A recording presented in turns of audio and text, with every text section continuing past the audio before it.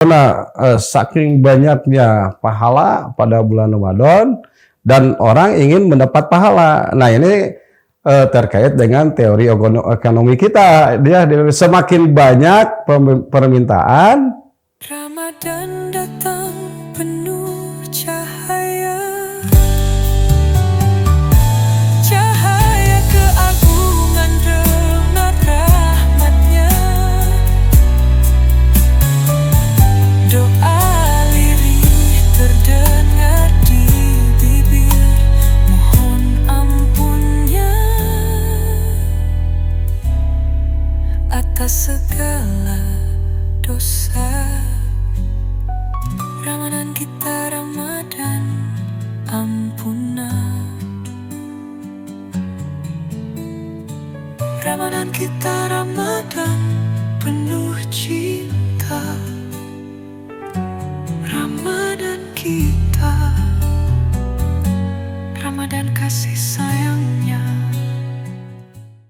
Alhamdulillah wassalulillah la haula wala quwata illa billah wa asyhadu an la ilaha illallah wahdahu la syarikalah wa asyhadu anna Muhammadan abduhu wa rasuluh amma ba'du. Faqala Rasulullah sallallahu alaihi wasallam as-shalawatul khamsu ila shalawatil khamsi wal jumu'atu ilal jumu'ati wal umratu ilal umrati mukaffiratun lima bainahunna idajtuni batil kabair. Iwatu iman rahimakumullah, puji dan syukur kita panjatkan ke Yang Ghafur. Mudah-mudahan kita semua selamanya mendapat maghfirah darinya. Pada kesempatan kali ini saya akan membahas mengenai umroh di bulan Ramadan. Iwatu iman rahimakumullah, ada beberapa keterangan terkait dengan umroh di bulan Ramadan. Tetapi saya akan sampaikan keterangan secara umum ya mengenai umroh di bulan Ramadan atau sebelum umroh di bulan Ramadan ini. Jadi umroh sudah kita ketahui keutamanya, yaitu diantaranya terdapat penghapusan dosa di antara dua umroh. Sebagaimana hadis yang saya bacakan tadi, as-shalawatul khamsu ila shalawatil khamsi, salat 5 waktu ke salat 5 waktu, Jumat ke Jumat, umroh ke umroh, itu penghapus mukaffiratun lima bainahuna, penghapus di antara keduanya. Artinya antara salat ke salat, Jumat ke Jumat, kemudian umroh ke umroh adalah penghapus antara keduanya. Jadi pahala itu secara umum. Kemudian terdapat juga hadis yang lain, al umratu ilal umrati kaffaratun lima bainahuma wal hajjul mabrur laisa lahu jazaun illal jannah.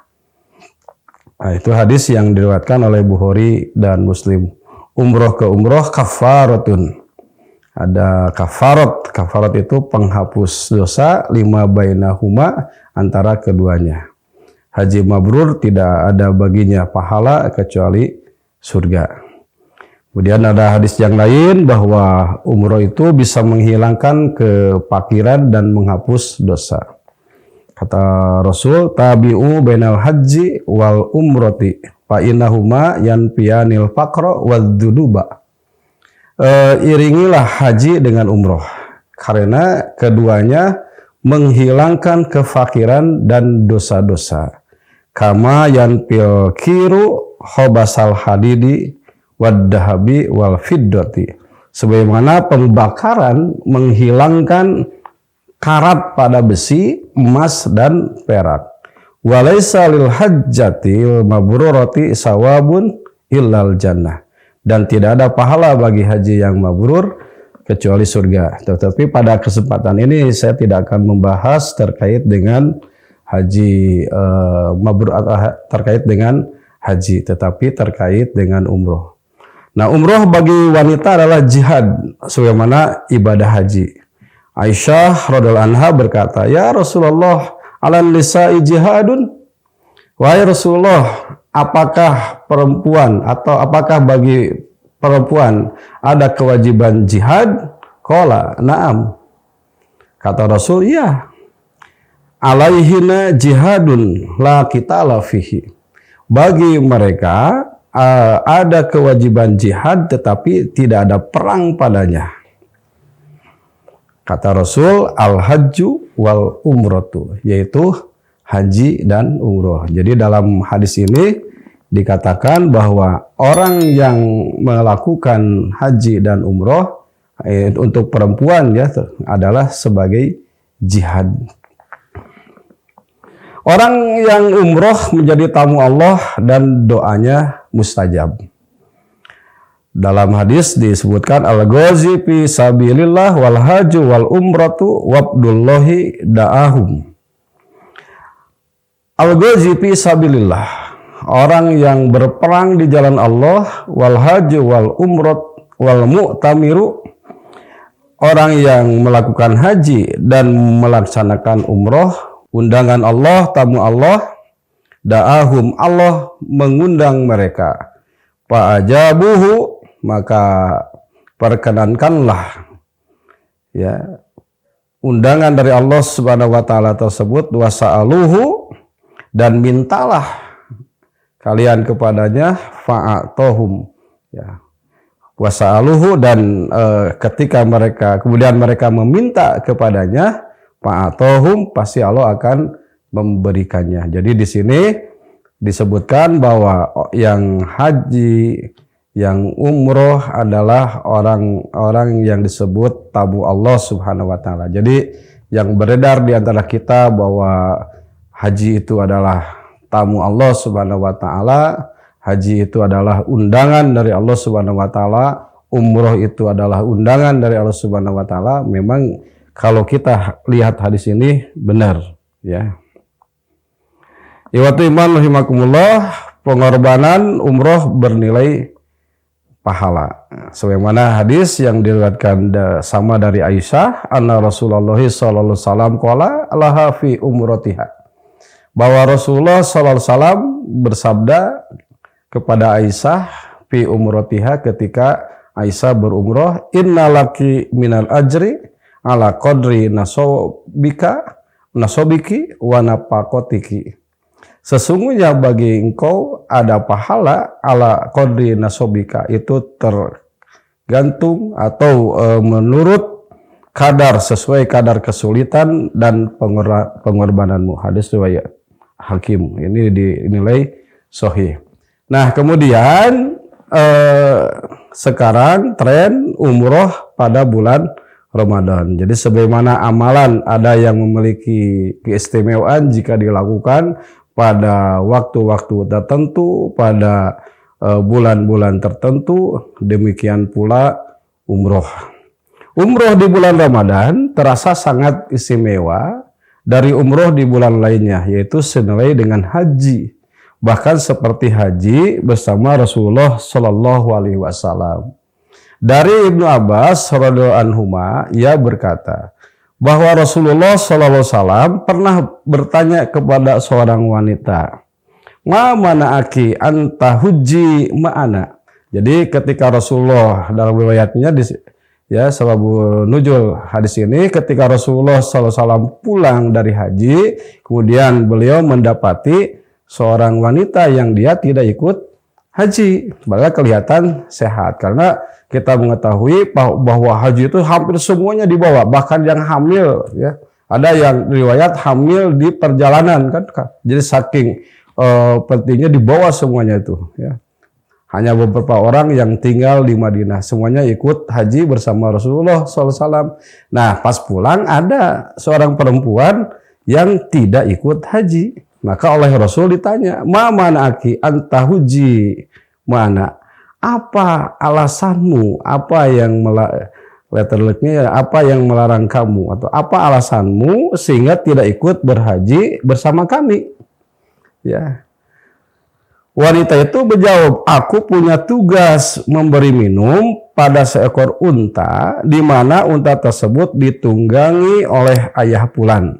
dan anaknya. Jadi ayah pula di sini suaminya sebenarnya. Ditunggangi suami dan anaknya. Yang meninggalkan unta tadi tanpa diberi minum. Lantas kamilah yang bertugas membawakan air pada unta tersebut. Jadi si perempuan ini ada 2 unta ya, dalam riwayat yang lain ada 2 unta, yang satu dibawa untuk haji sama suami dan anaknya, yang satu ditinggalkan untuk dipakai tanahnya, mengolah tanahnya. Jadi nggak dibawa dua-duanya. Kan gitu kalau kita berpikir tuh dua-duanya ikut kan. Nah di ini ada tanah yang tidak ada yang mengolahnya. Jadi di sini nanti banyak kita bisa mengembangkan fikihnya. Bagaimana ini perempuan berarti bisa tinggal dan dia mengerjakan pekerjaan rumah tangga gitu ya. Nah lantas ya, jadi sekali lagi ia meninggal unta tadi ya tanpa diberi minum. Lantas kamilah yang bertugas membawakan air pada unta tersebut. Kemudian Rasulullah SAW bersabda. Rasul mengatakan pada perempuan tersebut, "Faidza kana Ramadanu itamiri fihi." Nah, ini nih yang jadi bahasanya.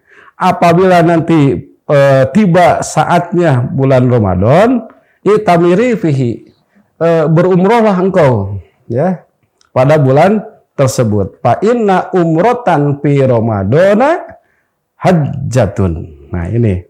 Jadi ini hadisnya sahih, ada riwayat Bukhari, ada riwayat Muslim juga.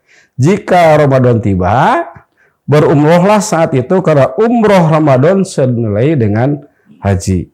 Dalam lapan Muslim disebutkan fa inna umrotan fihi ta'dilu hajjatan. Jadi umroh pada bulan Ramadan senilai dengan haji. Dalam lapan Bukhari yang lain disebutkan fa inna umrotan fi Ramadan takdi hajjatan ma'i. Nah ini yang lebih jelas, lebih terang ya. Sesungguhnya umroh di bulan Ramadan seperti berhaji bersamaku. Itu riwayat Bukhari dan yang tadi secara umum fa inna umrotan fihi ta'dilu hajjatan, ini lebih luar biasa lagi bahwa sesungguhnya umroh pada Ramadan itu senilai seperti berhaji bersamaku. Itu menurut Rasulullah SAW. Nah, ihwatu iman rahimakumullah, sehingga banyak orang-orang yang berduyun-duyun atau banyak yang melakukan umroh pada bulan Ramadan. Demikian pengantar dari saya, dan kalau ada pertanyaan dipersilahkan.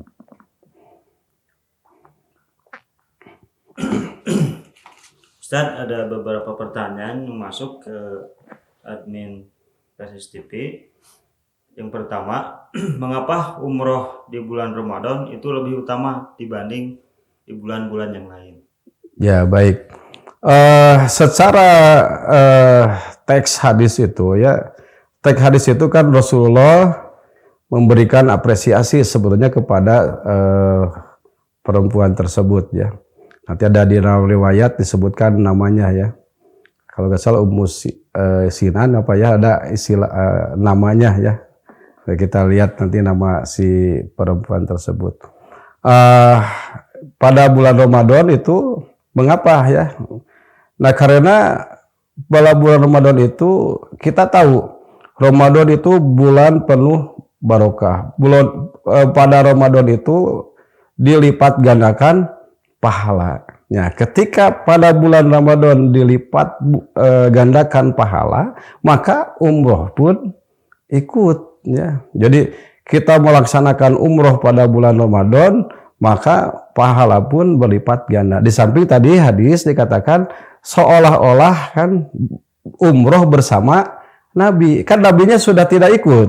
Jadi kalau tadi al-ibratu bi umumil labdi la bi khusus sabab. Yang jadi gambaran itu umumnya lapad, bukan khususnya sabab. Sababnya kan kepada perempuan. Istilahnya si perempuan itu luar biasa sebetulnya. Apresiasi dari Rasul, dia tidak ikut berhaji dengan Rasul karena ada pekerjaan.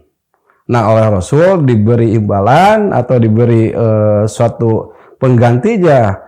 Ya kamu umroh saja pada bulan Ramadan, nanti nilainya, pahalanya seperti haji bersamaku.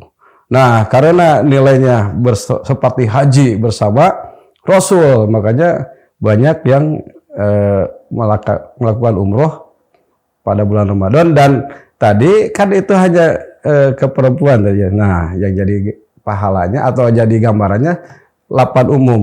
Jadi umroh pada bulan Ramadan adalah seperti haji bersama Nabi. Padahal Nabi waktu itu kan tidak ikut ya.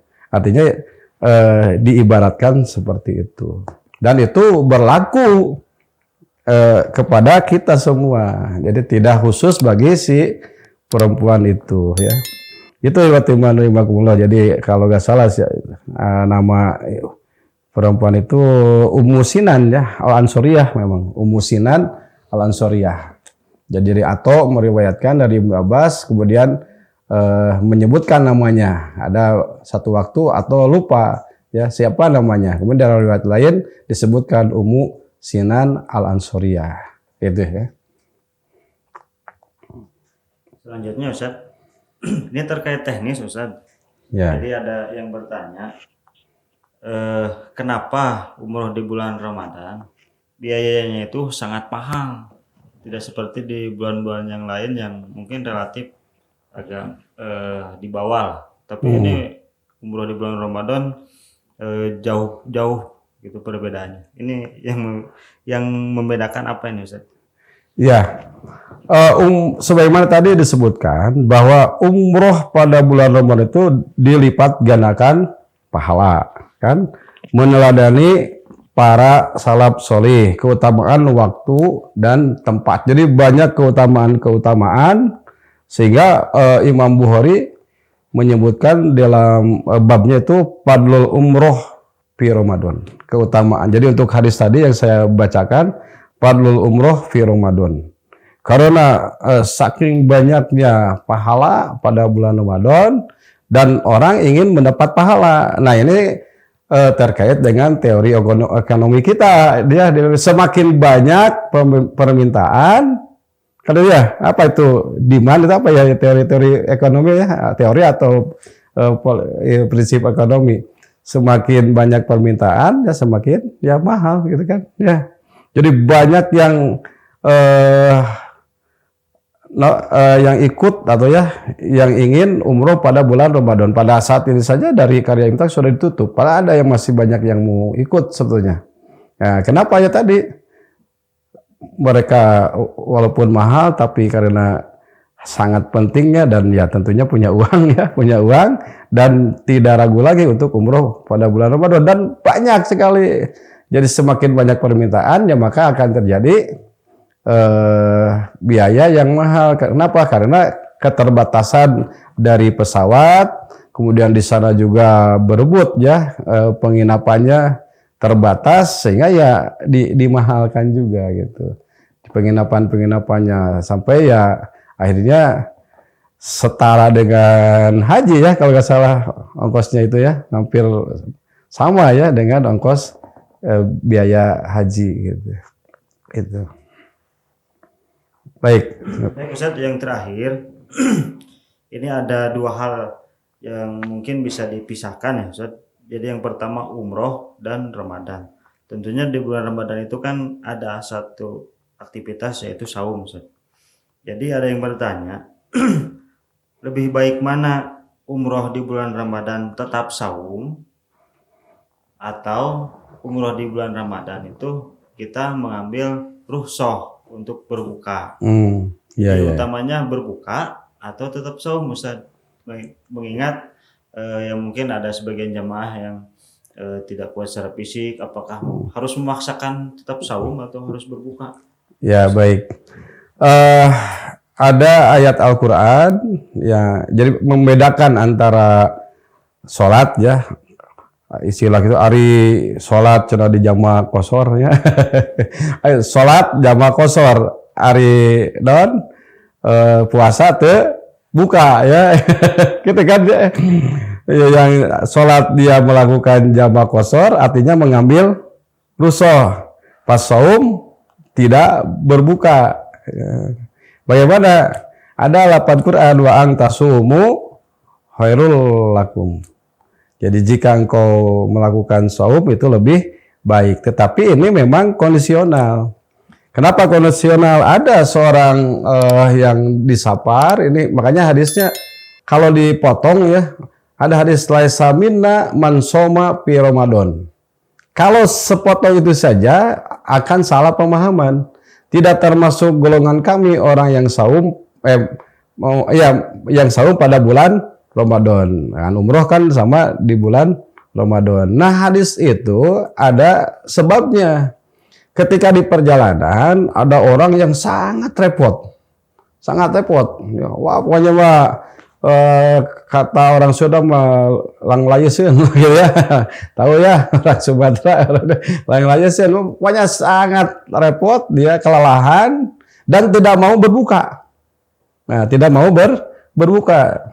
Maka dilaporkan kepada Rasulullah SAW sehingga baru kata Rasul laisa minna man soma pis sapar, bukan Ramadan salat ya.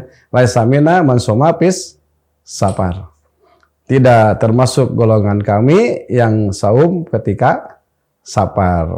Nah, Ramadan kita kalau bagi kita kan sapar ya. Jadi umroh pada bulan Ramadan sapar.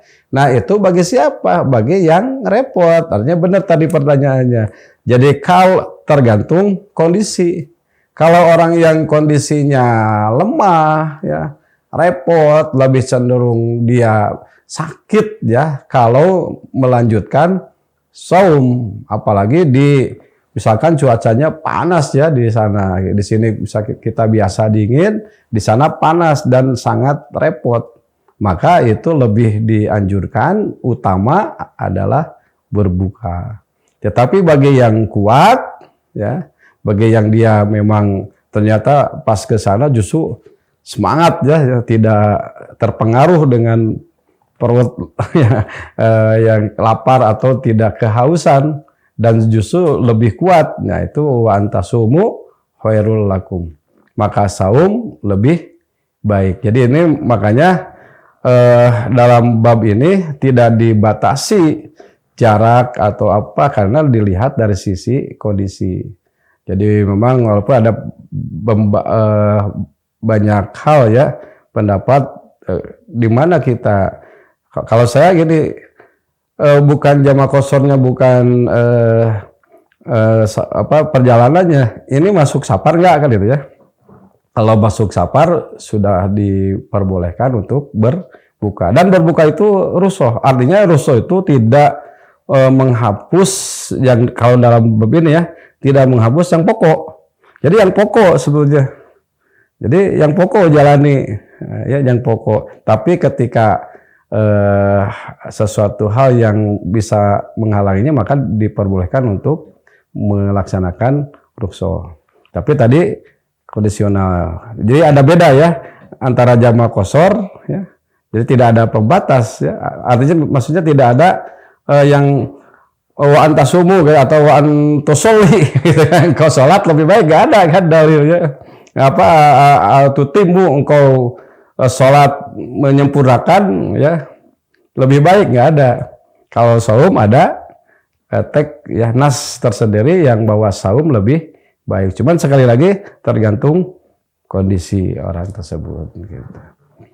Baik, ikhwatul iman rahimakumullah, itu saja yang dapat saya sampaikan. Banyak sekali sebetulnya terkait pada umroh pada bulan Ramadan, dan hadisnya adalah hadis sahih riwayat Bukhari, riwayat Muslim, dan riwayat-riwayat yang lain yang menerangkan keutamaan pada bulan umroh pada bulan Ramadan. Bagi ikhwatul iman yang mempunyai keleluasaan rezeki, maka siapkanlah segala halnya termasuk fisik ya, jadi ada pesak rezekinya ya, fisiknya ya, pasiknya untuk melakukan umroh pada bulan Ramadan, dan jangan lupa untuk daftar di sini ya di Karya Imtak. Demikian, Rabbana atina fid dunya hasanah wa fil akhirati hasanah wa qina adzabannar. Aqulu qouli hadza wa astaghfirullah li wa lakum. Wassalamualaikum warahmatullahi wabarakatuh. Saatnya kita buktikan atas kejujuran dalam perintahnya. Saatnya waktu terbaik untuk mendekatkan diri pada Ilahi.